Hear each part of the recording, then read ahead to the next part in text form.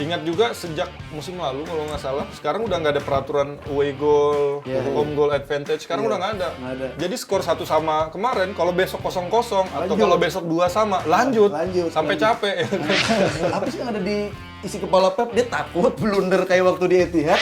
Jadi Beda nama. Beda Kalau nama. mainnya di Milan, San Siro. Siro. Kalau mainnya di Inter, Giuseppe Giuseppe Meazza. Meazza.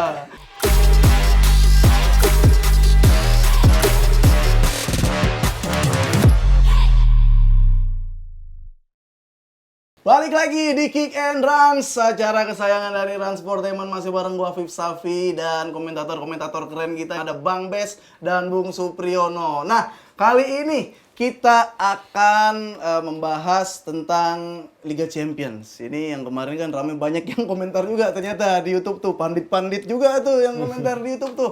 Ini ada Manchester City berhadapan dengan Real Madrid, ya, mainnya di Stamford Bridge, tapi skornya bener gak sih itu gue? Santiago Bernabeu. Iya bener, Santiago Bernabeu. Stamford Bridge, Chelsea. Ketemu sama S doang, kenapa gue lupa ya? Jersinya putih. Iya, jauh ya, jomplang. Aduh. Jadi di punit-punit ngobrolnya apa itu? Pandit-pandit di kolom komen. Iya, ngobrolnya apa itu? Ada yang bilang, best keren jadi pandit daripada jadi pelatih.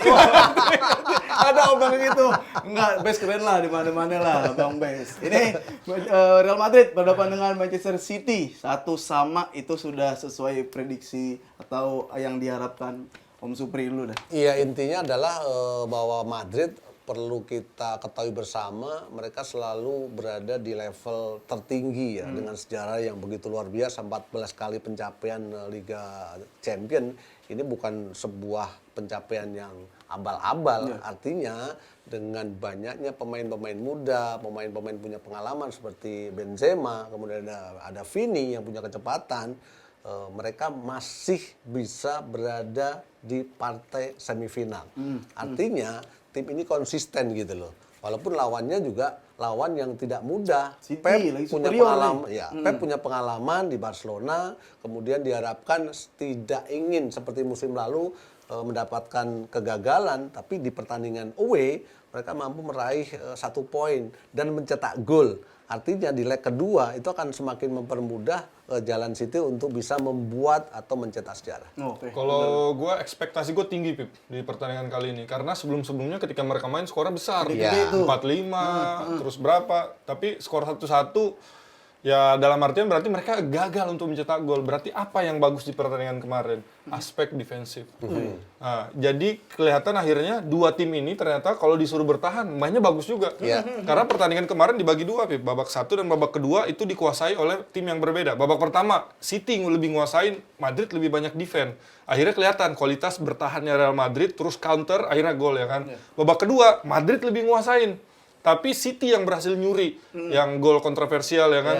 Nah ini dalam artian aspek defensif, compactness ketika defense, organisasi defensif kemarin malam ditunjukkan oleh kedua tim yang memang biasa kalau di Liga Champions golnya banyak, City golnya banyak. Tadi berapa 89 di IPL, di Madrid juga kalau di Liga Champions banyak. Tapi ketika mereka adu taktik, ketika harus bertahan, ternyata bisa juga. Ini yang hal positif menurut gue yang bisa kita ambil dari pertandingan kemarin. Iya, kemudian juga tempo, intensitas, permainan terbuka, dua flank mereka juga kinerjanya juga sangat baik ya kan. Apalagi peran dari Vinicius, kemudian juga De Bruyne juga sangat maksimal ya dengan mampu mencetakkan 1 gol untuk kedua kesebelasan. Kalau kata panitia liganya yang man of the match adalah KDB, tapi kalau gue pribadi Vinicius. Vinicius dia ngelakuin kerja luar biasa banget.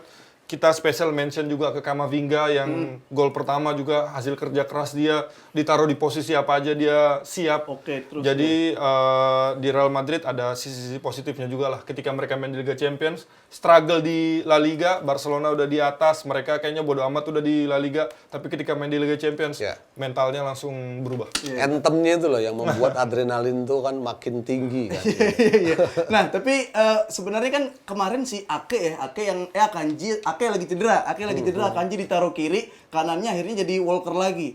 Nah, sebenarnya pertarungan Walker Vini atau Vininya sendiri tuh udah biasa ya lawan Liga Inggris kan jago tuh. Itu gimana sih dia? Ya, untuk pemain belakang seperti Walker ketika mendapatkan lawan dengan kecepatan, dengan eksplosivitas yang sangat tinggi, ya pastinya kan akan kesulitan untuk melakukan keputusan dalam melakukan marking. Ini ditunggu atau harus ambil sekali, ya kan? Yang terjadi kan mereka sempat terjadi friksi yang membuat Vinicius juga sedikitnya agak emosional juga gitu. Iya. Nah, ini kita lihat statistik kemarin Real Madrid, Manchester City. Ini ball position sih pasti menang City. Cuma kan memang belum tentu dia mendikte. Tapi nggak banyak juga, Pip. Makanya tadi kan babak di pertandingan kemarin kebagi dua. Iya. Pertama City nguasain banget. Memang sangat drastis, 27% kalau nggak salah. Kedua baru Madrid agak udah mulai menemukan cara ngebongkar Manchester City. Makanya biasanya kan City 60, 70, tapi kemarin nggak banyak. Mereka juga takut kalau terlalu banyak menguasain bola, lini pertahanan tinggi, itu dimakan sama Madrid karena Rodrigo, Vinicius ngincarnya ruang-ruang yang di sini yang ditinggalkan oleh Iya, fullback. artinya sebenarnya apa yang diterapkan oleh Ancelotti sebenarnya sudah berhasil dengan tidak maksimalnya dua flank mereka. Bernardo Silva tidak banyak melakukan penetrasi di sisi sebelah kanan atau sebelah kiri pertahanan dari Madrid, tapi opsi lain yang dijalankan oleh Pep adalah memaksimalkan bola-bola second ball. Dan gol dari Kevin De Bruyne terbukti dari second ball yang memang dikonsep untuk bisa membongkar kompaknya lini pertahanan dari Madrid. Tapi kalau ngomong-ngomong second ball nih, biasanya kan gol-gol City di Liga Inggris juga second ball lah atau pantulan-pantulan Tapi minimal Haaland. cutback-nya itu sampai di ujung. Nah, itu ini nggak ada. Kenapa bisa nggak sampai ujung? Ya karena memang sudah terantisipasi dengan gaya karakter yang diinginkan oleh Pep di saat melakukan attacking. Ya kan? Bernardo banyak bermain ke dalam tapi tidak terlalu mempergunakan lebar lapangan.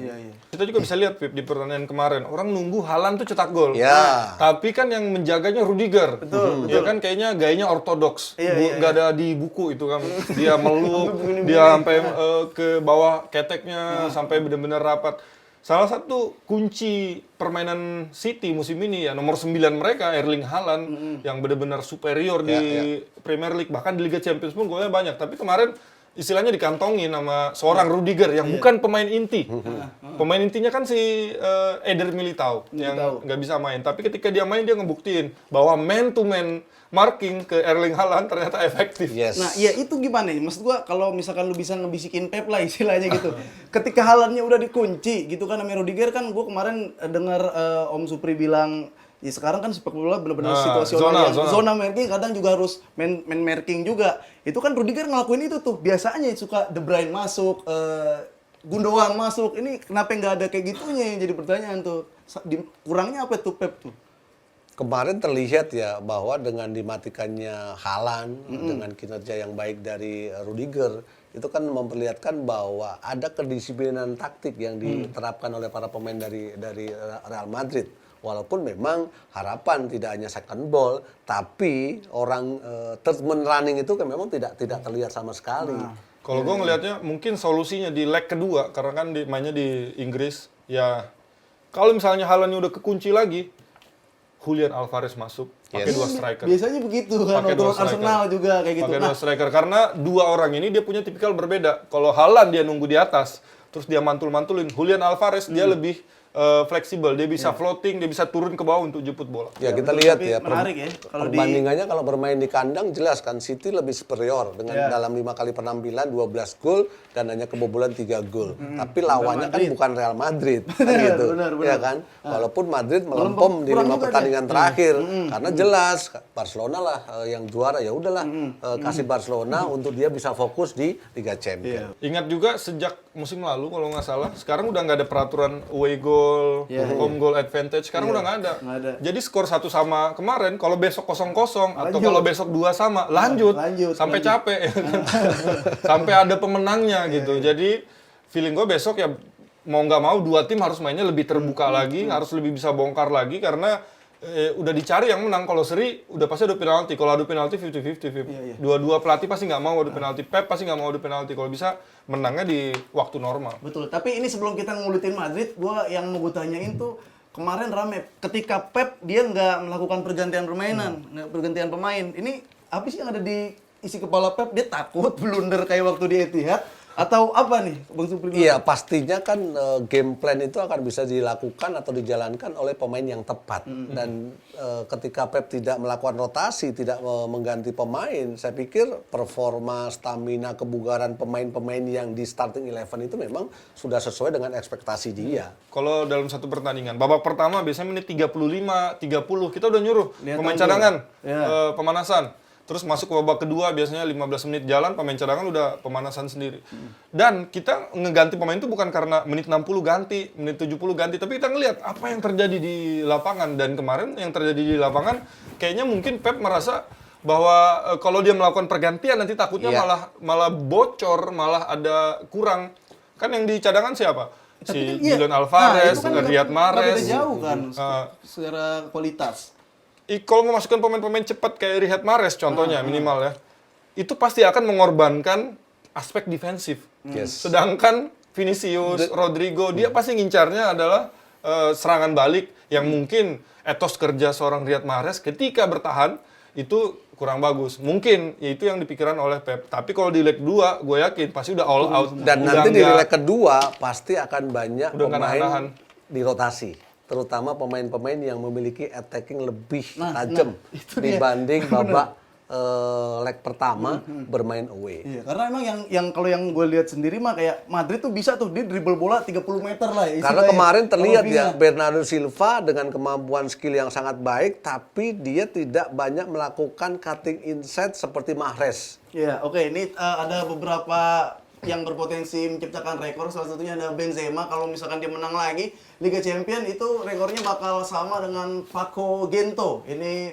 pemain Real Madrid juga ya. Dia kalau misalkan dapat 6 nanti dan kalau gagal, nih kalau City gagal itu kan pasti ya City yang dilihat pelatihnya Pep Guardiola gitu kan. Sementara Pep Guardiola ketika bisa memenangkan Liga Champions itu kalau ada Messi-nya. Sementara di Liga Inggris City itu udah jor-joran banget sampai triliunan tuh, 16,1 triliun buat Pep. Nih Pep, lu maunya pemain yang lu suka lu datengin, yang nggak suka sampai dibuangin. Itu Pep gimana itu? Berarti harus datangin Messi, Pip. Tadi kan lu bilang Messi sekarang pengen keluar kan dari PSG, kontraknya habis Iya. ya kan. Nah, bisa nggak bayarnya ya main gitu. Kalau aku melihatnya di saat Pep di Barcelona itu mereka kuat karena La Masia-nya. Jadi pemain-pemain akademi dimaksimalkan, dipromosikan untuk menjadi skuad utama. Itu menjadi kekuatan mereka. Artinya pembangunan chemistry yang selama ini mereka dapatkan di La Masia itu akan semakin kuat ketika dipromosikan bersama-sama dan terbukti muncul Tiki Taka. Pelaku Tiki Taka itu kalau menurut gua cuma 3, Xavi, Iniesta, Messi sudah, Iya, iya. gitu loh. Bukan Spanyolnya. Begitu tim nasional Spanyol tidak ada Xavi, Iniesta, Tiki Taka nggak jalan. Jadi tiki doang ya. Betul. Kemudian berbicara Barcelona, tadi gua katakan bahwa La Masia-nya kuat. Ajax ketika menjuarai Liga Champions, Total football. mereka juga kuat di akademinya. City tidak memiliki kultur yang kuat di akademi. Iya, iya. Itu yang perlu harus diperbaiki dengan tidak selalu menghabiskan uang banyak yang dikucurkan untuk bisa mendapatkan trofi Liga Champions. Kalau gue ngelihatnya City nggak punya luck, keberuntungan. Betul. Jadi Liga Champions ini juga butuh keberuntungan karena ini bukan kompetisi utama klub. Biasanya kan kompetisi utamanya adalah liga. Jadi ketika udah main di turnamen biasanya momen yang dilihat, momennya pas, mentalnya pas.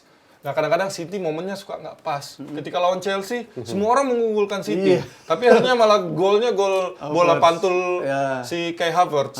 Terus berapa kali juga Bayern Munchen, akhirnya Bayern Munchen-nya Pep kan dia ngelatih di Bayern Munchen, gagal juga di Liga Champions. City berapa kali gagal. Menurut gue ya salah satunya mungkin faktor luck-nya Faktor juga luck, nggak ya. ada. Faktor luck-nya yang kurang. Apalagi ini di leg kedua City sepertinya akan kehilangan Gundogan karena dia akumulasi kartu kuning ya. Akumulasi kartu kuning ini ngaruh banget gak Gundogan? Tapi waktu di leg pertama juga salah passing terus kan Gundogan kan? Iya itu bakal ngaruh banget gak? Dikit aja. Iya, artinya si Pep pasti akan sudah mencari opsi lain untuk mengganti peran dari siapa pengganti dari Gundogan ya di leg kedua Perannya nanti sih ya. nggak sevital KDB atau Iya, Erling Haaland. betul. Jadi Berarti bisa siapa masih bisa lah, masih banyak pemainnya City. Masih banyak. Oke, ini sekarang kita bahas head to head kedua pemain ya. Ini pemain-pemain benar-benar kunci dengan rating tertinggi. Ada kalau di Real Madrid sudah pasti Vinicius Junior yang siapa yang nyangka dia bisa nendang dari jauh kan. Biasanya dia ngumpan ke Benzema, ngegolin dan KDB Justru ini itu yang tidak Madrid. yang tidak dipikirkan seolah-olah dia akan memberikan umpan ke benar. Benzema. Itu Madrid emang kerennya di situ lah ya. Kalau KDB sebenarnya lu pilihnya ini ya, Vinicius ya. Nah, kemarin golin. Ya walaupun memang Kevin sebenarnya kemarin tidak terlalu perform ya kan, tapi kedua pemain ini kan penting ya. Tapi yang perlu kita garis bawahi adalah keputusan dia di saat ada second ball itu loh, yang dia putuskan untuk melakukan shooting dari luar kotak penalti. Kalau gue ngelihatnya si KDB ini kurang kredit di dunia Iya. sepak bola. Dia punya nama yang bagus, dia punya skill, dia punya trofi, tapi orang masih jarang menganggap dia tuh salah satu pemain terbaik istilahnya di eranya dia. Tapi dia udah membuktikan, mungkin kurang Liga Champions saja, sama di tim nasionalnya juga nggak maksimal, jadi orang masih mandang sebelah mata. Padahal Masih kualitas kuat Hazard ya. orang masih ingat Ingatnya Hazard. ya di Chelsea. Padahal Hazard di Madrid cadangan. Perutnya iya makan mulu. Mungkin saatnya sekarang adalah saat yang tepat buat si KDB membuktikan bahwa dia itu one of the best. Asal dapat champion. Asal dapat Champions. Kalau berharap Belgia lebih berat daripada City. Nah ini ada angin-angin City nih kalau misalkan KDB harus perform nanti. Perkiraan leg kedua di Etihad Stadium. Nah ini dan siapa kira-kira pemain yang menjadi pembeda nanti? Aku tetap Skor ntar dulu, nih skor terakhir dah. Ya, Erling Haaland, saatnya meledak Erling Haaland. Gimana caranya tuh? Dia sama Rudiger kan ditempel. Rudiger kan pemain cadangan, Pak. Iya. Militao udah bisa main lagi. Berarti Nah, ini kan ngasih dilema kepada pelatih. Apakah dia akan memakai pemain yang perform di pertandingan pertama atau dia pakai pemain regulernya? Yang pemain yang perform ini belum tentu dia perform lagi di liga di pertandingan kedua, dan yang pemain yang tadinya nggak main ini belum tentu juga sebagus pemain yang kemarin berhasil nahan Haaland. Menurut gua Haaland akan meledak lawan Real Madrid supaya Real Madrid jangan juara lagi, ntar sombong. Makin sombong, Pip. Aduh. bagi-bagi udah lah 15 yang lain, ya. gitu kan. Dia KDB punya. lah, kalau gua KDB. Wah, ini menarik. Iya, kalau yang satu Haaland, yang satu KDB, kalau gua bapaknya Haaland. Bapaknya Haaland kan rusuh banget kalau nonton. Kan kakinya patah. Iya, Sama Roy makanya mungkin. Skor enggak? Skor Tipis lah 1-2. untuk 1-2. Wah, Madrid dong. 2-1 ya? 2-1. Wah, ini seru ya. Tapi boleh juga. Kalau bisa 5-4 lagi, Pip, biar kita yang begadang nggak rugi. 1-1 rugi, Pip. Iya, kalau mau Kan 5-4. kalau gol langsung bangun. Tapi Iya, kalau 0-0, Benar, 1 benar. sama, aduh, Iya. langsung pengen akhirnya main HP jadinya. Kalau mau 4-5 skornya nonton futsal aja, nonton futsal. Nah, ini boleh juga dikomentarin, prediksiin buat Transportainment ya yang lagi nonton kira-kira Madrid, Manchester City akan seperti apa. Tapi sekarang kita kembali lagi ke Liga Champions, tapi ini negara yang lagi jadi dikdayanya bangkit lagi nih. Kalau dibilang Liga Orang Tua, antara Milan berhadapan dengan Inter Milan. Karena yang golin itu umur 30 tahun ke atas. Zeko 34-an, 35. Miki 32-an. Yang nempel Acerbi udah tua juga. Giro juga udah tua, Liga Orang Tua juga. Nah, ini secara keseluruhan dulu lah. Inter lawan Milan. Iya, kalau lihat perform kemarin jelas ya, dominasi, kemudian produktivitas Inter. yang unggul. Mereka mampu mencetak gol cepat, kemudian juga mendominasi ya. Artinya dengan bermain tanpa Rafael Leao, memang lini depan dari AC Milan terlihat Pincang seperti banget tuh. nggak cuman pincang, tumpul gitu. Iya kan? Iya. Sepakat. Kalau gua ngelihatnya kemarin ya si Inter Milan, dia lebih ada modal, Pip, ketika berhadapan dengan Milan, si Inter. Karena apa? Karena dia punya kedalaman skuadnya beda. Lukaku aja kemarin nggak main. Iya. Ya maksudnya, jadi ketika ada apa-apa Lukaku bisa masuk di babak kedua. Terus kita lihat Milan ketika nggak ada seorang Rafael Leao, solusinya nggak ada. Terus ditambah ketika gol cepat, ini kan 11 menit 2 gol. 2-0 skor, Benacer langsung cedera habis itu. Ya makin nggak ada solusi. Itu cedera beneran apa ya? Biar lepas tanggung jawab. Kayaknya gue kalah nih. Bisa yang kedua. Kayaknya gue ngelihatnya si AC Milan kemarin datang ke pertandingan itu nggak ada kurang persiapan karena nggak ada Rafael Leao. Mereka berharap sampai menit terakhir Rafael Leao bisa main, tapi ternyata dia nggak lolos tes kebugaran. Akhirnya dia nggak main. Terus Inter Milan kelihatan lebih siap, walaupun mainnya di kandang Milan, nggak ngaruh kemarin karena mereka kan satu kota, cuman dibagi 2 aja itu stadion. Kontrakannya dibagi 2. Tapi Kemudian juga sejauh ini kita ketahui bahwa fullback mereka kanan kiri itu kan biasanya aktif untuk melakukan serangan.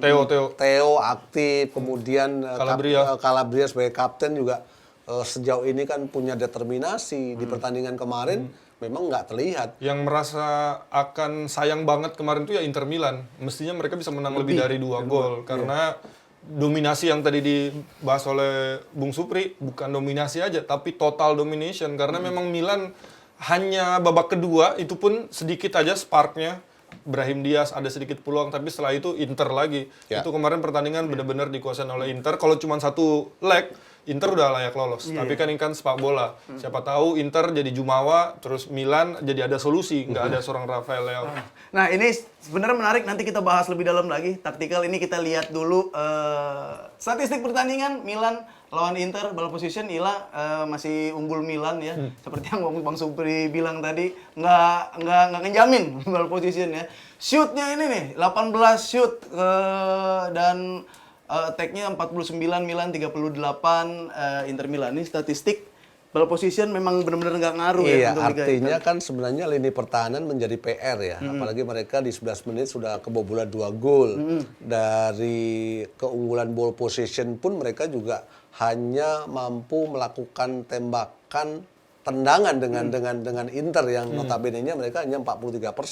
Sedangkan untuk Milan kan 14 tendangan gitu. Iya. Kalau ini gua sebelum kita bahas ini kan gue penasaran banget 4-2-3-1 sama 3-5-2 nanti tuh bakal kita bahas. Tapi yang menariknya ini Mkhitaryan ya, Mkhitaryan yang jadi man of the match. Kita bahas golnya dulu dah. Miki kan gol. Bahas golnya dulu. Ini sebagai pelatih, sebagai bukan pemain, ini kan gol pertamanya nih. Zeko kan udah jelas tinggi orangnya. Yang nempel kenapa ya Calabria?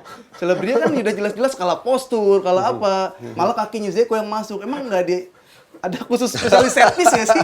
Nggak serius. Kita biasa kalau lagi set gimana? piece, kalau lagi set piece, pelatih biasa bikin skema set piece, biasanya udah ditetapkan siapa jaga siapa. Orang-orangnya siapa. Kemungkinan feeling gua, Zeko itu udah ada orang yang jaga. Nah. Tapi lepas. Akhirnya di-cover oleh Calabria. Biasanya kita ngejaga orang ini, kan nggak mungkin semuanya naik, Pip. Pemain Inter, kan nggak mungkin semuanya naik. Pasti akan ada stay minimal berapa, misalnya 2 ya kan, atau 3. Jadi pasti akan menang jumlah kita. Biasanya semua pemain yang masuk ke sini kita akan man to man. Terus ada orang free biasanya 1 atau 2. Nah mungkin feeling gua Calabria ini adalah sosok free karena emang kebetulan biasa fullback itu kan disuruh free roll ketika lagi set piece. Berada di bawah itu kan tiang 2 ya, Farpos atau Nerpos kan gitu. Jadi menurut gue pasti ada orang yang jaga Zeko semestinya tapi dia nggak dijaga sama dia. Akhirnya Calabria yang free dia ngambil. Ini Tomori kan Kemudian siapa juga badannya lebih penempatan Giroud kayaknya. posisi badan dia kan tidak lawan ke gawang kan, ada space kan, sehingga dengan tingginya posturnya Zeko kan dengan mudah untuk cetak gol. Iya, nah kalau gol keduanya ini kan ketarik nih. Si Tonali itu ketarik, Miki masuk akhirnya. Yang jadi pertanyaan tuh 3-5-2, 4-2-3-1 dipakai double pivot. Itu memang udah pasti kalah karena overload di tengah, Inter menang, atau emang Tonali-nya nggak bisa main 2 gitu sih? Belum siap secara tanggung Kalau jawab. kemarin gol kedua jelas keterlambatan dari Tonali untuk bisa menutup atau memutus di saat para pemain Inter sudah masuk di sepertiga pertahanan mereka. Kalau kita pakai 3-5-2, Vip, berarti kita akan menutup zona tengah, zona sentral. Karena Banyak, ada berapa? banyakin di situ. Ada 3 minimal center back, terus ada 3 lagi di tengah, terus ada 2 lagi di sini. Berarti 2, 3, 3. Itu udah berapa? Udah 8 orang menjaga zona sentral. Jadi AC Milan semestinya kemarin udah harus antisipasi bahwa mereka nggak akan bisa nerobos lewat tengah dari Inter. Jadi yang bisa dimanfaatkan adalah sisi sayap. Tapi ya sayangnya Leo nggak ada ya kan. Jadi kesalahan Tonali terlambat mengcover, terlambat dia untuk running track back, ya itu udah wajar terjadi karena dia kalah di situ. Dalam sepak bola nggak boleh Om ya, kita kalah overload. Kita nggak boleh kalah 3-2 jumlah pemain ketika itu kita kalau bisa samakan atau kita yang jumlahnya lebih banyak. Nah. Kemarin ya Milan nggak ada secara di situ. taktik udah kalah gitu. Iya, tapi Apalagi kan jelas ya bahwa keseimbangan dalam sebuah tim itu kan yang terpenting adalah transisi. Kalau transisi lu itu nggak bener, lu pasti bobol. memang itu kelihatan banget ya. Inter tuh jalan tuh transisinya jalan, build up jalan. Kalau Milan tuh dia ngoper orang yang diem kan. Tonali dapat bola, yang lain diem dioper, jadi kesian juga. Dan sebenarnya potensi Tonali, kan. terjadi serangan balik di posisi Milan di holdingnya ini, Nah. ini tuh terlalu terbuka sehingga setiap pemain Inter masuk sudah berhadapan dengan dua center back mereka. Ya. Tadi kan lu kasih lihat statistik, Pip.